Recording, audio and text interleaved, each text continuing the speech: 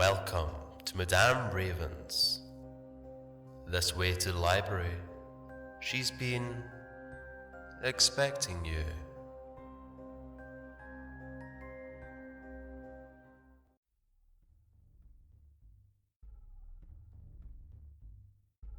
The House on the Hill. True stories related by Raldo, GTM. My grandmother's brother. I really never knew my grandmother's brother. All that I can remember was that he was an eccentric man that lived on the hill. My grandparents lived on the Navajo reservation, not far from Chaco Wash and close to the Bisti Wilderness. My grandmother's brother used to live about a couple of miles north of my grandparents' place. His house, well, it was more like a shack, was located on the outskirts of the Badlands. When we were little, we were taught to stay away from the Badlands because it was evil. I never questioned them and asked what's so evil about the place. I just accepted the fact that I shouldn't be over there. Growing up, we all didn't go over there. It was forbidden. As time passed, my grandmother's brother had died. It was a strange death. He had died in his house. He would go down to visit my grandparents every so often, but he had not been around in a few days, which was odd. My older uncle went over to my grandmother's brother's house and found that he had died in his house. I say it was a strange death because he had an immediate funeral, and it was done without the family knowing that he had passed. Traditionally speaking, Navajos usually hold a funeral on the fourth day of a person's death. I remember that I had never been over to his house and wanted to see what it looked like on the inside before his house was torn down. My grandmother had requested that the house would be torn down and whatever was left to be burned. I was able to sneak over to the house, and I looked inside. It felt strange in the house. It was a one-room shed-like building.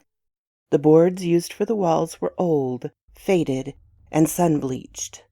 The boards didn't fit together tightly, and it allowed some sunlight into the room. You could clearly see the sunlight from the dust floating around the room.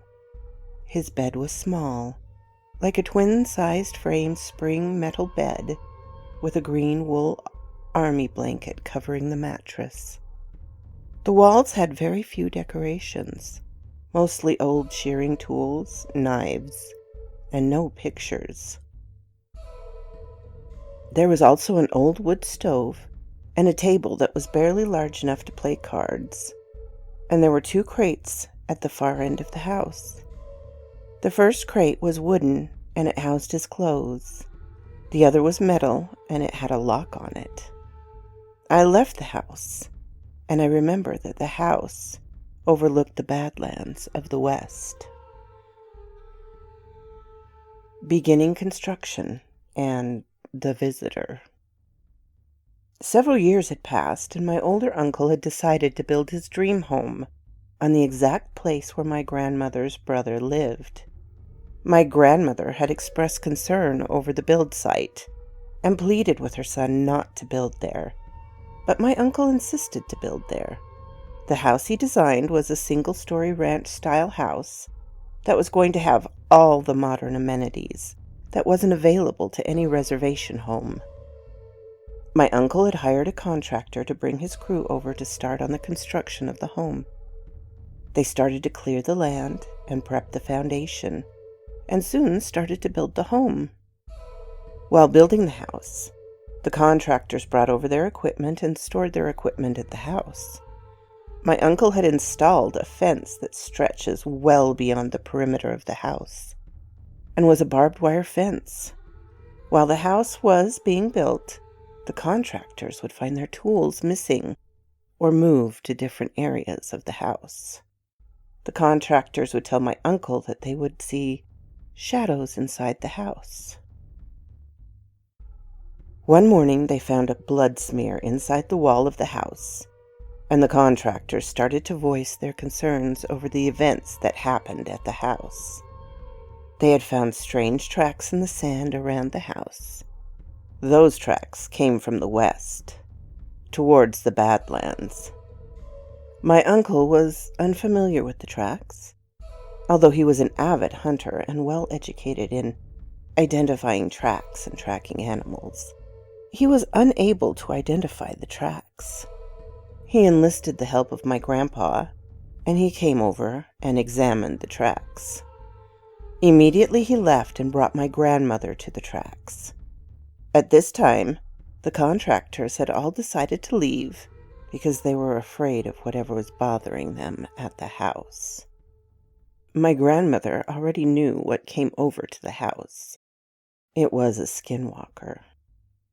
She told my uncle what needed to be done, and he notified the contractors to cease all operations, and they will be back when the problem was resolved. I remember my grandpa raking the ground and getting rid of the tracks, while leaving one set of prints under a 5-gallon bucket. I was curious as to why he left one set, and I asked my grandpa why he left the one set of prints, and he said my grandmother needed it to take care of the problem. Back then I didn't understand why she needed one set of prints, but it wasn't until I was old enough to put the pieces together, and I figured out why she needed the prints. My grandmother had used her traditional medicine to place a curse on the Skinwalker. I vaguely remember that she used the tracks to place an injury on that Skinwalker so that she could identify who was coming around the house.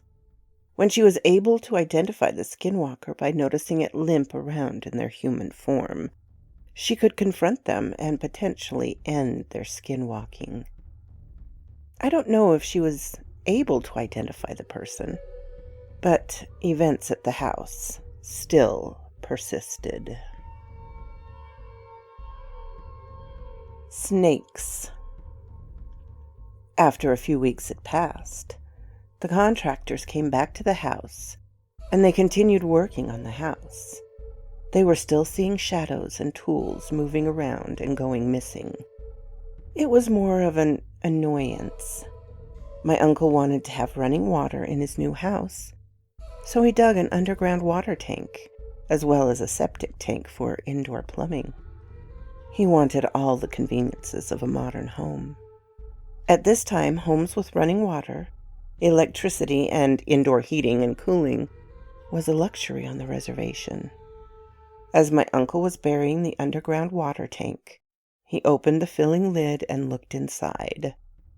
What he saw scared him to a point that he fell over backwards and screamed. He ran away from the tank, and the contractors came over to see all the commotion.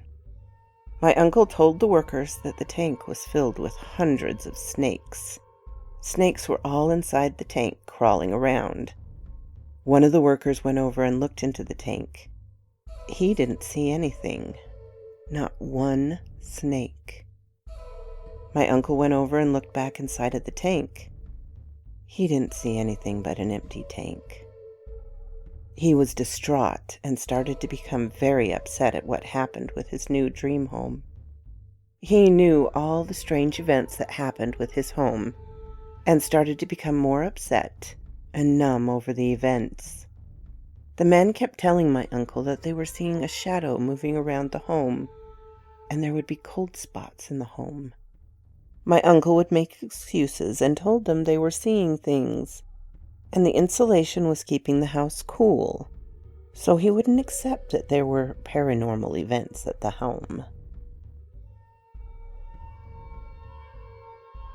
The house is done. Several more weeks passed, and the house was finally complete. My cousins had already laid claim to what rooms they wanted, and my uncle had fully furnished the house.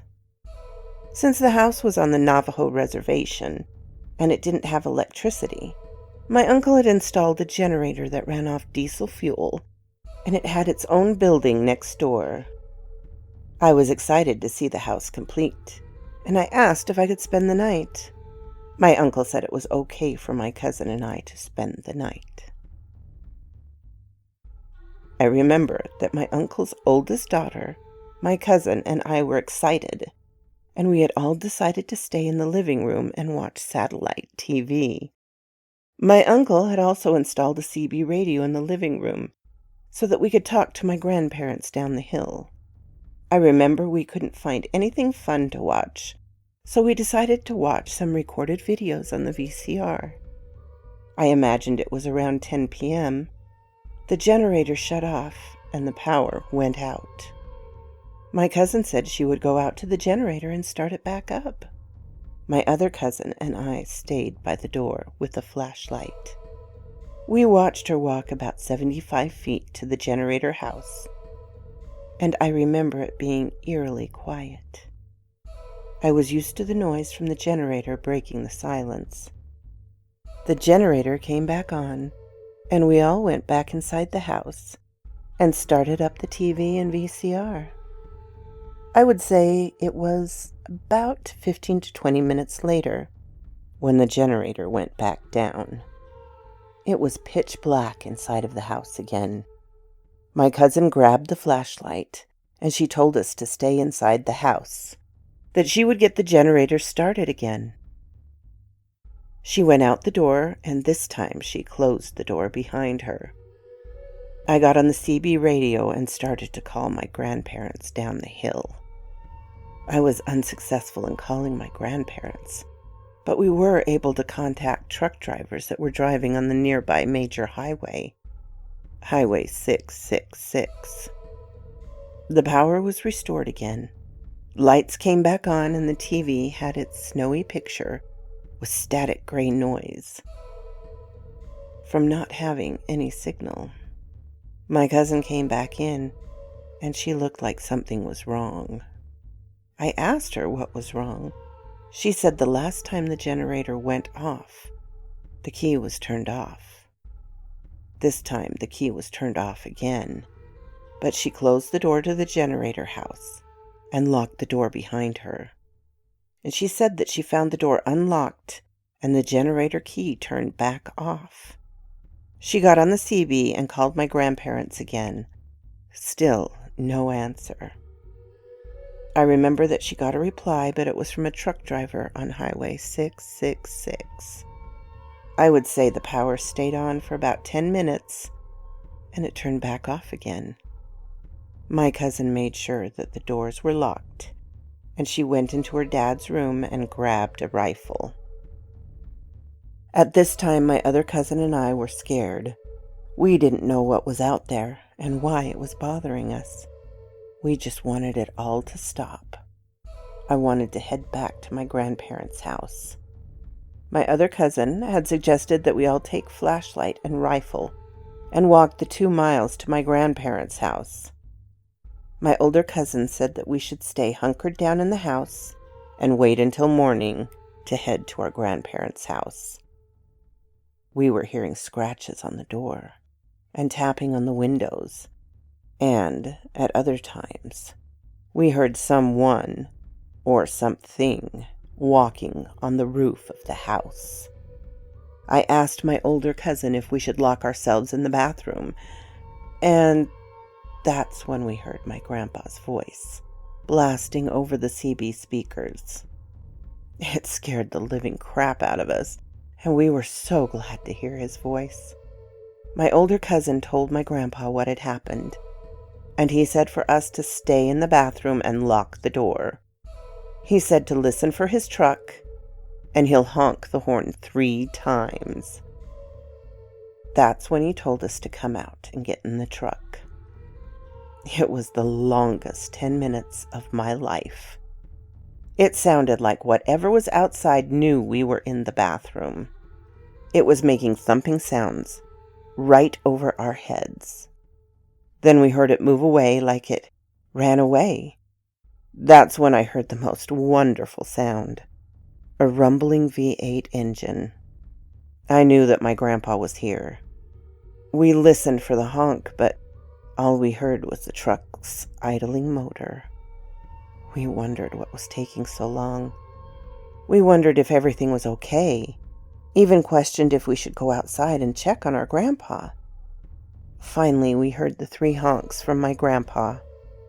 We raced out of the bathroom and ran outside. My grandpa was standing in front of the truck with its headlights on and holding a rifle. He was telling us to hurry up and get in. We ran as fast as we could and jumped into the cab of the truck, finally feeling relieved. And we asked what took so long for him to call us out. My grandpa didn't say why he took so long, but he said that we shouldn't stay in that house alone anymore. When we got back to my grandparents' house, he told us to go straight to bed. As we lie quietly in our beds, I tried to listen to my grandpa's conversation. I remember holding my breath so that I could be as quiet as possible, concentrating on what they were saying.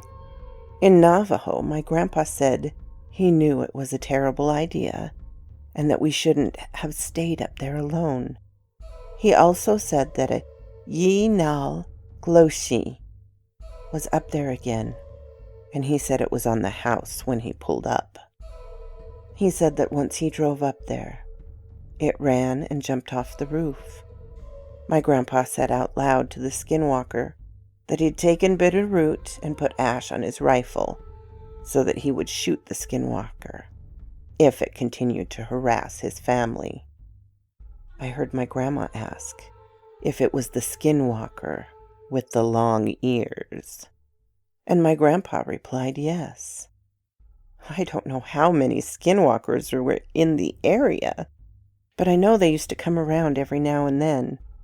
I remember how heavy my grandma's quilt felt, and it was comforting, like being held and put to sleep. We slept the rest of the night without being in fear of what was out there. Don't sleep outside. One evening, my older uncle and his family were on their way back from town. My uncle had 2 daughters, and the youngest daughter was upset that she didn't get to buy a particular toy while they were in town. She was crying and throwing a fit about not getting her way. When the family arrived at the house, my uncle, his wife, and the older daughter went inside. My younger cousin didn't want to go inside and was still crying about not getting her way. She said she would rather spend the night in the truck. My uncle said that it was her choice and that she could stay outside and cry her eyes out. She could come inside when she was ready. The family went inside the house, and my younger cousin lied down across the bench of the truck. It wasn't too long before she fell asleep. She said that she remembered seeing all the stars from the windshield of the truck. My cousin said she was awakened by a sudden movement of the truck. It swayed as if something was in the truck bed. She sat up in the truck, and she thought that it was probably her dad trying to scare her. Whatever was in the truck bed climbed onto the roof of the truck. That's when it peeked into the cab of the truck from the top of the cab. It looked through the top of the windshield. My cousin described a creature that was pale, and it had very dark eyes. She said it had large black eyes, and it was grayish-white. It had tiny nostrils and a tiny mouth. It looked at her, and she screamed as loud as she could. She honked the horn, and it finally moved back over the cab. She could still hear it move around as she continued to honk the horn. My uncle had finally come outside to see what the commotion was about. She told him what she saw, and my uncle took a look around while my cousin ran back inside the house. Her mother had to console her because she was hysterical and crying uncontrollably. My uncle didn't find whatever terrorized my cousin, and she would never go outside alone in the dark. Missing baby. All previous events that have happened in the house have been written off as vivid imagination, and still small events would happen. Shadows will still appear every now and then, and things would go missing and reappear somewhere else. At times the water would turn on, and my older uncle would get mad because he would have to haul more water for the tank. I remember that my uncle would blame his girls that they would leave all the kitchen cabinets open, even though they didn't do it. My uncle accused them of trying to scare everyone, and they would try to make the house look haunted just so they could move back to town. My aunt had visited the house several times. She did not have any experiences, so she believed that everything about the house was made up. My aunt had asked for my grandma to babysit her daughter while she went to an appointment that day. She had requested to have her daughter stay at my uncle's house just because it had running hot water available, and she felt it would be more convenient to care for her there. My grandma was weaving a rug, so she insisted that my aunt move her loom to the house so that she could continue to weave her rug. After the loom was set up and my grandma and her granddaughter were settled in the house, my aunt left for her appointment. My grandma tuned her AM radio to KNDN, a local Navajo radio station, and began weaving her rug and listening to her granddaughter make cooing noises in her car seat. She was making progress on her rug, hoping to have it finished before the rug auction at Crown Point in a few weeks. My grandma said that she heard a truck pull up and honk its horn 3 times. My grandma was puzzled and wasn't expecting any visitors that day. She sat quietly and the truck honked 3 more times, and my grandmother got up to take a look outside. She looked out the window, opening the curtains, and she didn't see any vehicles. She heard the horn honk 3 more times. This time she said it sounded like it was coming from the north side of the house. My grandma worried that someone might be driving around the house trying to steal something from my uncle's house. My grandma goes outside and walks to the north side of the house and doesn't see anything there. She then walks to the west and back to the south, walks the perimeter of the house and does not see 1 sign of a truck. She walks back inside the house and sits down in front of her loom and begins to weave her rug. She notices that she doesn't hear her granddaughter making noises. She turns to look at the car seat. The baby is gone. My grandma panics and frantically looks for the baby in the living room. She wonders if that truck was just a distraction and someone might have come into the house while she was out looking around the house. My grandma said that she was crying hysterically and screaming out the baby's name, hoping to hear the baby crying. She looks at the ground for any tracks that would indicate that someone else was in the house. No tracks were found. She then begins looking in the house, crying and asking for the child to be returned, almost like she was pleading with the house to return her grandchild. She said she dropped to her knees and cries. Then she hears a faint cry coming from the back bedroom. She quickly gets up and runs to the back bedroom, which was the master bedroom, and listens for the crying. She hears the baby crying from the closet. She opens the door and sees the child lying on the floor. My grandma picks up the baby and holds her close to her chest, while quickly leaving the house. She walked the 2 miles back to her own home while still crying and clutching the baby all the way home. After several hours, my aunt returns to the house and doesn't see anyone there. She's puzzled and was concerned that the car seat is still there and the radio is on. She wonders what happened and why her mom and daughter wasn't there, especially leaving the house the way they did. She drives towards my grandparents' house. She notices there were footprints in the road that led to her parents' house. When she arrives at her parents' house, she finds her mother still holding the baby and whimpering as if she'd been crying for some time. My grandmother begins telling her about what happened to them while they were at the house, and vows to confront whatever's there that took her granddaughter. The vortex. My grandmother had already made up her mind she wasn't going to allow what was in that house to harm her family. She had vowed to confront what was there and expel it from the house. My grandma was very traditional and practiced native medicine. She was a crystal gazer, where she used sacred crystals to find ailments and locate people while looking into her crystals. She also practiced hand trembling, which was also used to find ailments and a diagnostician of ailments. I've heard on a few occasions that she used to locate missing people and find circumstances of a person's death. She also had knowledge of the evil way, the dark practice of witchcraft in native medicine. My grandma had acquired a few sacred items and sought help from another medicine man. They both went into the house and began a ceremony to expel whatever was in the house. They went into each room, blessing the room with sage and sealing the room with ash. When they finally went to the master bedroom, the medicine man started to vomit fiercely and bleeding from the nose. My grandmother said that she felt a nauseous feeling and felt dizzy, almost fainting. They both retreated from the room and closed the door, sealing it with ash.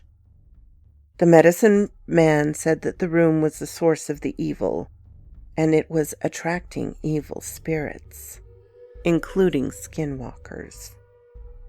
The medicine man said that he would try to pinpoint where the evil is coming from, but that he would need to go in alone. He began to light a medicine bundle, take bitter root, and mark his forehead with ash and enter the room. He said the room was very cold and that he feels the presence of numerous entities in the closet. He opens the closet and sees a black mass on the floor, swirling like the eye of a black hurricane. He begins the ceremony to close the portal, but was met with resistance. The medicine man hears a voice from the swirling mass. It tells him that he cannot close the portal, and that only the one who summoned the evil could close the portal. The medicine man continued the ceremony, and the mass started to diminish and eventually disappears. He blesses the room with sage and corn pollen. He attaches a burnt log to the top of the interior of the closet and seals the door with ash. He tells my grandma that whatever was summoned was evil and is too strong to keep under control, and that it will build enough strength to break free again. It wasn't going to be kept bound and sealed forever, that it would eventually break free, and that he recommends that my uncle abandon the house.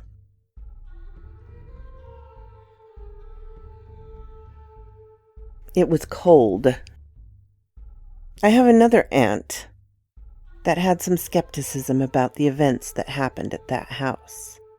My uncle had moved out of the house and moved back into town, leaving the house vacant. My aunt, her boyfriend, and their 3-year-old son moved into the house. She felt that it was a perfectly good house and that it would save them money if they would move in and save on rent payments. The first few days were uneventful. They all slept in the living room together because the rest of the rooms were being used for storage. One evening they went to bed and all fell asleep. My aunt and her son slept on the bed, and her boyfriend slept on the floor next to the bed. That night, my aunt heard some footsteps walking down the hall. She said it sounded like bare feet on a concrete floor coming down the hall. She had thought it was her boyfriend that was walking down the hall. The footsteps walked from down the hall and into the living room and to the area where they were sleeping. She felt someone sit on the edge of the bed. Whatever came down the hall had lifted the covers to the bed and crawled into bed with my aunt and her son, its body leaning against my aunt. And she said out loud, "Boy, you're cold." Almost immediately, whatever crawled into bed quickly got out of bed, threw off the covers, and stepped on the boyfriend's neck. My aunt's boyfriend started choking and gasping for air. Whatever it was ran through the living room and down the hall. My aunt got up and turned on the lights and started to panic. Her boyfriend was still trying to compose himself, asked why my aunt had tried to choke him.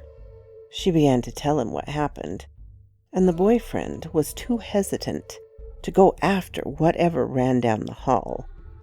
He suggested to investigate when they have more light.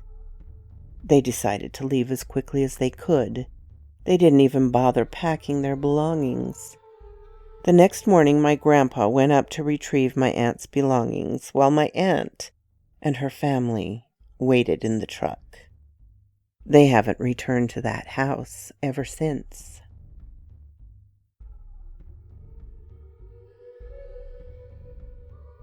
The entity appears. After my aunt and her family had experiences at the house, they were afraid of going back, and they recommended that no one should live there. However, my younger uncle Max and his best friend Leo decided they wanted to see what was actually going on in the house. Max didn't have any experiences at the house, and he was skeptical about what was going on. So he invited his best friend over to spend the night. I remember that night the power was going in and out the house, and my older uncle had mentioned to them to pack and plenty of firewood because it was going to be a cold night, and that my uncle did not refill the propane. He didn't want to buy propane because no one was living at the house. Max had started a fire in the fireplace, and he and Leo were going to sleep in the front room. That night they turned in early and went to sleep since they didn't bring anything to entertain themselves. My uncle was sleeping closest to the front door, and his best friend was sleeping on the couch across the room. It was quiet, and my uncle said he had heard some noises. It sounded like someone was rummaging through the back rooms, and that's when Max heard some footsteps coming down from the hall. The footsteps sounded like a smaller person, or maybe a child. Max said that he was in bed and lied very still, with the blanket pulled over his head. He had left a small opening to see out from under the blankets. Max described a little girl coming in from the hallway. It walked into the room, and it was beside Leo. He said that the little girl was dressed in a long white gown. She had long black hair and was barefoot. The girl walked towards the fireplace, and Max said that her clothing reminded him of the clothes that a girl would wear at a boarding school. Max said that he couldn't see her face while she was walking over to the fireplace. The girl outstretched her hands up to the fire, as if she wanted to warm herself by the fire. She looked over her shoulder towards my uncle, but it didn't seem like she was looking directly at him, but more towards the door. My uncle said that he heard the doorknob turning as if someone was trying to open the door. He distinctively remembers locking the door, making sure that no one would enter the house without them knowing. The little girl quickly turns away and runs back down the hall, and almost the same time, the front door opens up. Max said that he felt a blast of cold air, and whatever walked in looked towards Leo. My uncle said that Leo lied motionless, and he had pulled the covers over his face, with his eyes exposed. Max described that the entity came inside the door, had very long hair, and body was covered in some type of white paint, and it had on a primitive type loincloth. It also was wearing jewelry, which was mostly turquoise and a bit silver around its neck. It also wore a belt made of silver, and it had buckskin pouch attached to a sling over its shoulder. It walked between him and his best friend, and his best friend was laying on the couch, motionless and quiet. It walked inside the house and went over to the fireplace. It stared into the fire. My uncle said that he tried to whisper to his friend, but he couldn't talk. He said that he tried to move, but he couldn't move either. The entity stood there, and every once in a while it looked at Leo. Then it looked towards the hallway. Max said that he made an effort to move and even tried to yell, yet he only let out a moan. The entity turned towards my uncle as if to acknowledge that my uncle was aware of its presence. Max said he got a good look at it, and it didn't have a face. He described that where the face should have been was filled with darkness. It proceeded to walk towards the front door, and it went outside. The door closed behind it as it left. Max and Leo were finally freed from their catatonic state, and they lit their lanterns, and my uncle asked Leo why he didn't do anything. Leo said that he couldn't move or speak. He said that he'd seen the little girl, and she was pale and had black eyes, solid black eyes. Max said that they had stayed awake the rest of the night and kept the fire burning. They even tried to seal the front door with ash and prayed for protection. That morning, the two men left the house and went back to my grandpa's house, where my grandparents scolded them for staying the night in that house. Welcome. Please come in. A few months had gone by and the house was vacant. The house was used mostly for storage. My grandmother had stored some of her weaving tools in the living room of the house. She had asked me to go up to the house and retrieve her weaving tools. I didn't want to go up to the house, nor did I want to go inside that house. I saddled up the horse because I didn't want to walk up the hill, and the road was too sandy. The horse, which they named Ruth, was an older horse and very gentle. We rode together up the hill, and we approached the gate. I got off the horse and unlocked the gate. As I walked back to Ruth, I noticed that her attention was towards the house. Her ears were fixated towards the house, and she stared at the house. I pulled her bridle and tried to lead her towards the house. She became skittish and pulled back. Her behavior was out of the ordinary. She threw her head back and almost stood up on her hind legs. She wasn't going any further. I walked her back to the gate and tied her up to the gate. I started to walk towards the back door of the house. My hands were fumbling around in my pocket, trying to find the single key that opens the back door. When I got to the door and had the key in my hand, the doorknob turns and the door opens up. I jumped back away from the door. I knew no one should be there. Retelling this story puts chills down my spine. I turned away and ran back away from the house. I was probably 30 yards away from the house and looked back. The door was open, and I seen a shadowy outline of a figure standing in the middle of the hall. The door closed, and I didn't want anything more to do with that house. I quickly went back to the horse and closed the gate. I think Ruth knew that we needed to get away fast, because I didn't have to kick her to run. She just bolted back towards my grandparents' house. Christmas lights. Several months have passed, and the house stood alone on the hill, abandoned and unattended. Every so often, when we looked towards the house at night, we would see lights on at the house. My uncle had contracted the utility company to remove the electricity and cancel the propane refills. Even though there was no power at the house, the lights would still come on. People would often drive by and see the lights on at night. They would ask my grandparents when my uncle moved back to the house.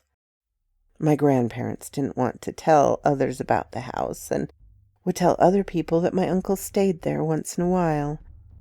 One evening, my aunt and her husband spent the night at my grandparents' house to house sit while my grandparents were away. She told me that she was outside in the evening and she seen some strange lights over my uncle's house. She described it as Christmas lights twinkling all over the house, all sorts of colors, twinkling. She was puzzled about what she'd seen, and she told her husband about it. He went outside and he seen the lights. He went back inside and picked up a flashlight. She asked him what he was going to do with the flashlight. He said he was going to signal the lights. She told him that wasn't a good idea, but he went outside with the flashlight. He shined the flashlight towards the lights, and the lights turned off. The lights turned into a green light beam that surrounded my uncle's house. The green pillar of light started to move towards my grandparents' house. My aunt said it started to move towards their direction pretty quick, and they both ran inside the house, locking the doors and closing the curtains of the house. She says that they ran into the bedroom, and that's when the entire house was covered by green light. They crawled under the bed and laid there quietly. She said that it was an eerie feeling and that she felt static charge around them. My aunt said that the green light shut off after a few moments and everything went dark. The power was off and it was pitch black in the house. They waited several more minutes and her husband crawled out from the bed and looked out the window. He said that it was gone. My aunt and her husband went outside and they seen the lights going towards the east. This time they didn't try to signal the lights while it was leaving. Abandoned. The house sits alone and undisturbed and weathering away. The shingles on the roof have patches of bare spots from the wind blowing off shingles. The brown paint used to paint the trim have peeled off and the stucco on the walls are cracked. The house is still holding itself together, and the vegetation around the house is overgrown. I believe that the house still holds items for storage, and the owners of the items will not go back there to claim their belongings. I know my grandmother still has some of her things in that house, but she has passed away, and those things will stay there. My youngest uncle has also passed away, and grandfather too. They all have items that were inside that house. My relatives speculated that if someone left personal belongings in that house, that person would be cursed. I really don't know what to believe about that house. All I know is that house is evil, and it has something in there that enjoys to torment people. My uncle won't tear down that house, and he said that time will eventually take its toll on the house. As it sits today, the curtains are still up, and every once in a while, when you drive by that house, the curtains will draw open, as if someone is there trying to look out the window. So quoth this raven. And a very big thank you to Raldo for sharing this and putting this together. I absolutely love these family legends and the stories of skinwalkers and such goings on. If you like this, please hit the little button to let me know. If you didn't, hit the little button to let me know. Leave a comment. I'm always glad to talk with you, my darlings. I'm open to suggestions and criticisms, critiques. If you have not subscribed, please do so and ring the little bell so you know when to come up and see me. And I will talk to you next time, my darlings. Farewell.